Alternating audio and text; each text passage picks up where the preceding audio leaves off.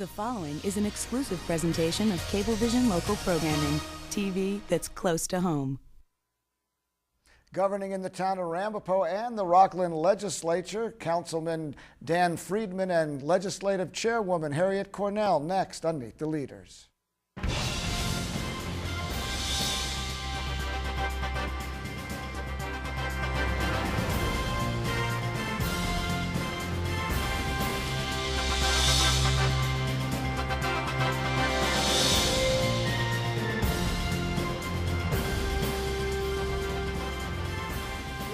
Welcome once again to Meet the Leaders. I'm your host, Terrence Micas. Later on in the show, we're going to talk to Rockland County Legislative Chairwoman Harriet Cornell about the county's budget situation, how they're working to try to fix that, and an audit that's coming up.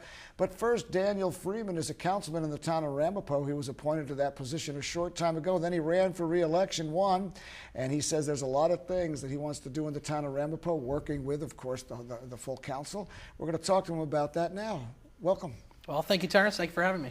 On your pre-interview here, you said, you're one of the youngest legislators, one of the youngest elected officials in the whole state, 24 years old, but certainly not new to politics. You interned for Alex Gromack when he was an assemblyman in 2002 and also the head of the Young Democratic Committee. So it's been in your blood for a long time. Yeah, I guess you could say that I've been bitten by the political bug as a child. As a young person, I worked on numerous campaigns for Democratic candidates and for different people that I believed in.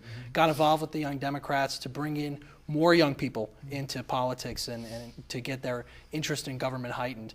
And so it's been an incredible journey for me, one that's I still feel is still really starting out, and now as I assume the duties of an elected official, it's really been an incredible journey. It's interesting, too, because in the town of Ramapo, people would say, all right, it's a good place to start. He's a councilman. You deal with things on a local level. Local levels, first of all, are tough these days because you're talking about people's taxes, lives. But also, you're a councilman at large, which means there's probably 20,000 plus people that you're dealing with, so it's no small task. Oh, it's not. It's over 120,000. People in the town of Ramapo. Really? We are one of the biggest towns in the state of New York. Outside Long Island, the town of Ramapo is the biggest state, and there are 932 towns in the state, so it certainly says a lot. But that's definitely bigger than assembly districts. Then it is bigger than assembly. Ramapo elected officials serve more people than a member of the state assembly.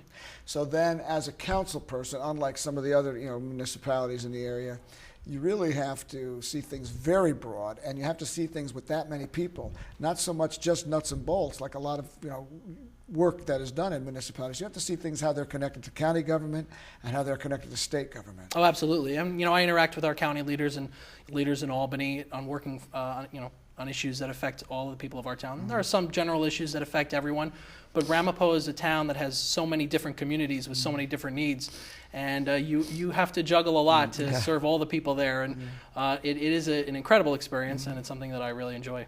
So let's go back to the state of the state and the recent budget. One of the biggest issues that we're dealing with in every town, every municipality, is finances, getting money down so taxes are not raised. One of the big things now Governor Andrew Cuomo talked about before was consolidation of local municipalities. People could opt in, but you're still doing that, consolidating services, consolidating governments. You have some plans of your own in terms of fire districts and things of that nature also, right? Right, and government consolidation is one of the biggest issues for Governor Cuomo. It's my biggest issue. Cutting the size and cost of government is my top priority as a councilman. I announced a plan a couple months ago that I've been working on since, and obviously for months before, a plan that would consolidate 3 fire districts in the town of Ramapo with the municipal fire department of Spring Valley. It's a plan that would provide more efficient fire protection, and it would also pass along a lot of savings to taxpayers. And we are at a point where we cannot afford to have so many extra layers of government unnecessarily, and that's why Governor Cuomo's been pushing it, and I'm pushing it right here in Ramapo. I want to ask you something because I've thought about this for years, because I've interviewed people for 15 years plus, both sides of the aisle. Why is it only, isn't it kind of funny that all of a sudden now, the governor's really taking the bull by the horn, and a lot of people are very, pleased about it. Obviously, there's going to be some battle between the Assembly and the Senate and the governor trying to work out the proposed budget. But it's funny to me that all of a sudden now everyone's saying consolidation and cut. Why didn't we think of that 15 years ago? Well, we should have, Terrence. You're absolutely right. We've gotten to a point where The state government is in dire straits. Billions of dollars in deficits, and I think Governor Cuomo's announced budget, where he's cutting so much in spending, which is something, it takes political courage to propose cuts. And of course, any cuts people can come out and oppose, but we're at a point where we don't have a choice. We don't have a choice. We must cut spending. We must cut the size of government, because it's simply unsustainable. And the growth in taxes and the growth in government is just unsustainable for our taxpayers. And it's hurting people so much because, in the past, people would say, well, we'll kind of get by, but they're not getting by now. Right. They aren't, and we see unemployment figures rising. So many businesses are leaving Rockland County and Ramapo and New York State because of the tough business climate. And I think Governor Cuomo, like you said, he is taking the bull by the horn, and he is going to make our state more business friendly. We really need to work on economic development, especially in our area in upstate New York, so that we can attract more businesses that are going to hire more employees in our town. Especially in small businesses, even on the federal level, they're talking now, President and the Congress and the Senate to at least repeal portions of the health care bill, the ones that put this excessive paperwork on small businesses, because they finally realized, well, that was one area where they could switch. And they're trying to refine it, and things like that. Because small businesses have taken a hit. And in Ramapo, there are thousands of small businesses. That's correct. We have, as a suburban community, we have a lot of small businesses that a lot of people in our town are employed in and depend on. And we really, as a government, we need to stand by them, and we need to do what we can to spur job growth and economic development, and also stop charging so much for a business to operate in our state and in our town. Because they've been leaving. I mean, that's one of the big things the governor was talking about, but people were talking about it long before that. They're leaving the state because they can't handle the taxes. Yeah, and we see this in the census results that were just released for 2010, where New York State is losing 2 congressional seats, and because thousands and thousands of people have left New York State in the last decade, we need to bring those people back to our state, back to our town. So taking it back on the local level, nuts and bolts things. It's not Republican, it's not Democrat. I mean, it is sometimes, but most of the time when you're dealing with issues, it's not. I mean, you go to school with the same people, you're trying to get things done, trying to get the roads fixed, get the salt down. This winter has been tough for everybody. How's your budget?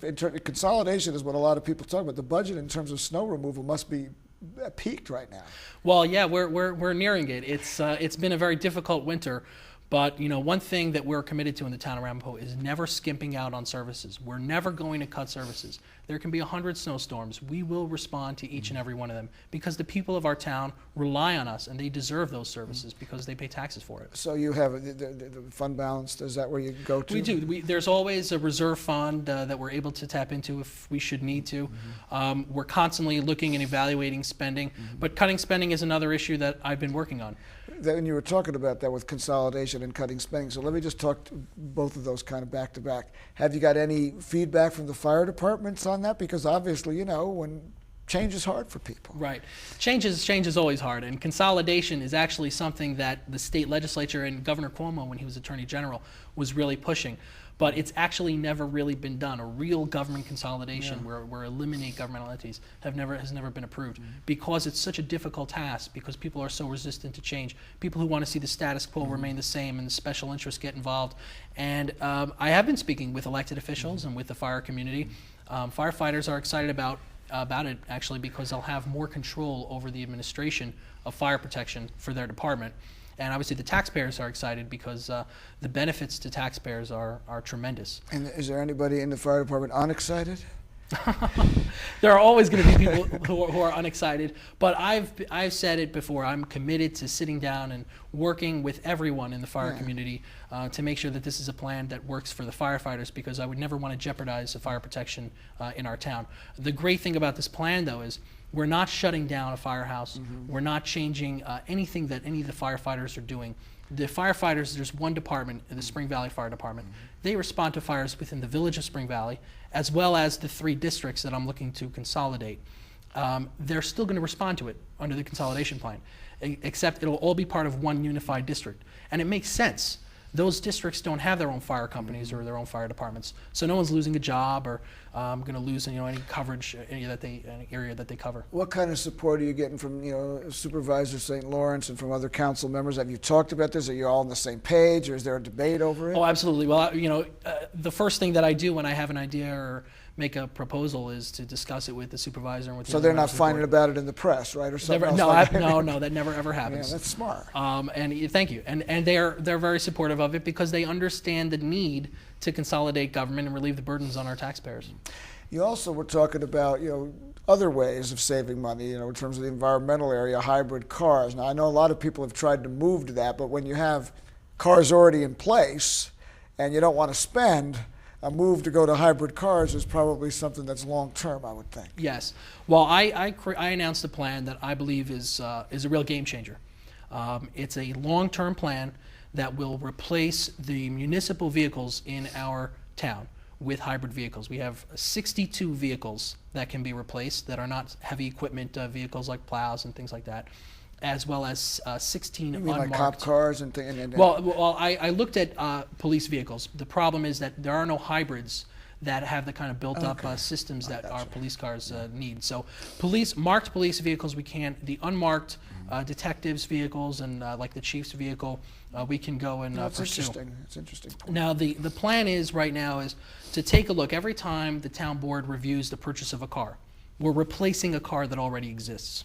Now, I believe that we should be looking at every single one of those cars and say, can the same job be done with a hybrid? Would a hybrid be a problem if we put it in here? So that we're not just going out and buying 50 hybrids. What we're doing is instead of buying the traditional gas guzzling vehicle, we're going to buy a hybrid vehicle. So how long do you think that whole process would take? I mean, obviously you don't know how long the cars are going to last, but you do it one at a time. It's piecemeal, so the effect doesn't hit you so hard. Right. Well, I'll tell you this. We're already beginning this project, and I'm starting out on the very top from the supervisor's official vehicle, which is currently an SUV. We're looking at a few different options.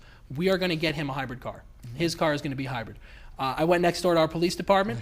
Our chief of police, he's going to get a hybrid, and that's going to replace his Ford Crown Victoria. And that's in the budget now? Yes. Oh, good. And what that means is actually Ramapo is going to be one of the only municipalities in the state and the nation where the chief executive and the chief of police are both driving hybrid vehicles. Government needs to be a good example of things that are going right.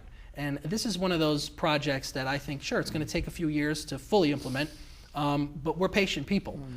Each hybrid vehicle that we replace, each regular vehicle that we replace with a hybrid, will save between $15,000 and $20,000 over the life of the vehicle, and it will prevent 5 to 10 tons of carbon dioxide emissions each and every single year. That's a strong point. Also, you're not going to be able to get people to do anything, if they're not seeing you do it yourself. You can't ask people to drive hybrid cars when you guys drove around in gas guzzlers. So, Right. it does start at the top. We have about a minute and a half here. You talked about the Haitian community in Ramapo. You said that there's a large population, of course, and I didn't know that, but but you said that it's got to be more than that. The Haiti people are still suffering, and you feel that things can be done locally to help, even though it's far away. Talk about that. Yes, we can.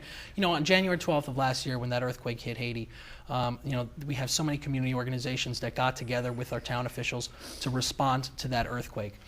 We have a very large twinning committee, twinning program with different committees, with sister cities in different nations representing the different communities in our town. The Haitian American community in our town is one of the biggest in the nation, and we have about 30,000 Haitian Americans here. And my proposal was to create a twinning program with a city in Haiti. And I'm working with my members, my fellow members on the town board, to put together a committee so that we can choose a city, and we'll have a program where we as officials and other organizations get together, we go to Haiti, take part in the rebuilding process, and also have events like Haiti Night where we celebrate the heritage and diversity of our town. So that's a pretty big logistical thing to do. It's going to take a lot of people to get behind you and to make this happen long term. Well, sure. Fortunately, the people are behind me, and I've reached out to different organizations and so community something in leaders. place at this point? We're working to get the committee in place so that we can actually pass that. I want to write that legislation where we're going to create that committee, and then we're going to get the Haitian American community together, and we'll do that. Well, I think that's an admirable thing to do, and we'll have you back on when we get some of these things in place. And Absolutely. You're going to be running again in November for our election, right? Because Yes. you're on that cycle. Yes, I'll be running for a full 4-year term. Well, thank you for being a guest on Meet the Leaders, Daniel Friedman. Thank you, Terrence. And we're going to take a break, and when we get back, we're going to talk next with Rockland County Legislative Chairwoman Harriet Cornell. Lots of things going on in the legislature, including an audit by the Comptroller's Office. We'll be right back.